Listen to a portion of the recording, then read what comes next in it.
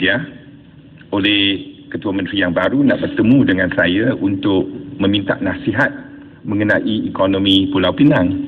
Tetapi sebelum saya boleh jawab, pada hari keesokannya sudah timbul isu ini. Skandal, scam, ya, tanpa memberi asas dan tanpa memberi latar belakang yang sebenarnya.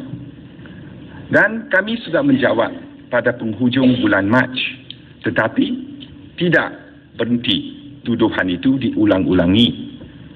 Mengikut media massa, tak kurang daripada 30 kali dalam 5 bulan ini.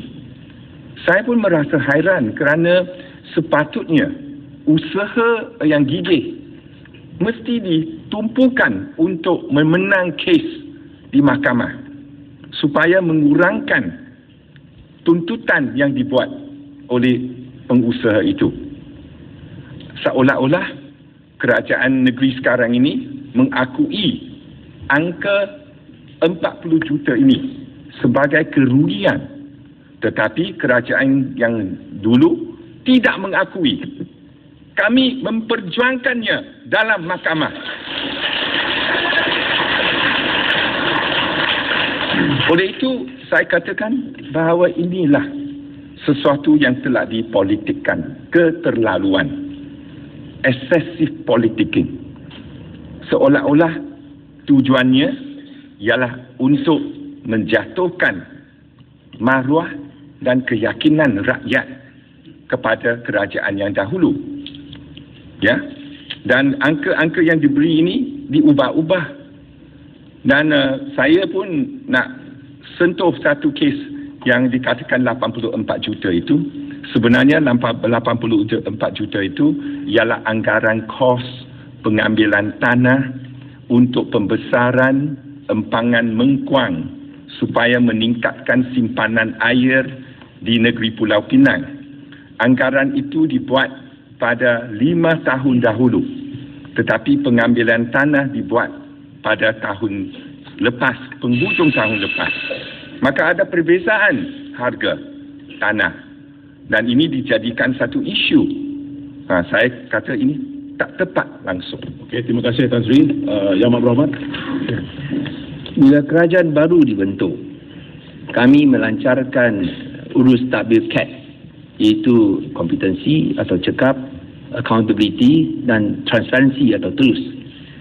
Dan di sini kalau kita terjumpa atau mendapati ada kes-kes rasuah, takkan kita ikut cara lama, tutup ni semua, tak sedekahkan dia kepada rakyat.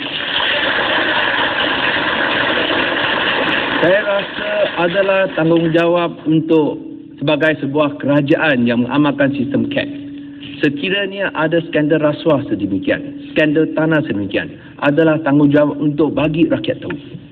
Dan selama 18 tahun ini, kalau tidak ada kerajaan baru, saya percaya sekarang rakyat pun masih tidak tahu. Dan oleh demikian, saya agak kesahlah bahawa sehingga sekarang masih cuba tutup dan membela mereka yang bersalah. Kami tidak pun setuju dengan angka 40 juta yang dipohon. Kami pun melawan dia. Tetapi siapa? Ini angkara siapa? Ini yang kita nak tahu. Ini angkara siapa? Mengapa sehingga sekarang mereka pegawai yang bertanggungjawab tidak ada sebarang tindakan diambil?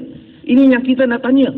Mengapa dalam kes tanah yang disebutkan oleh Tan Sri tadi, mengapa bila semua jabatan teknikal kerajaan menentang dan tidak menyokong kelulusan ini, tidak ada satu yang sokong, semua menentang kelulusan diberikan kepada individu. Satu orang diberikan 10.6 ekar tanah di Pulau Pinang. Begitu banyak tanah untuk diberikan kepada seorang, tapi diberikan juga semua pun ditentang oleh semua jabatan teknikal.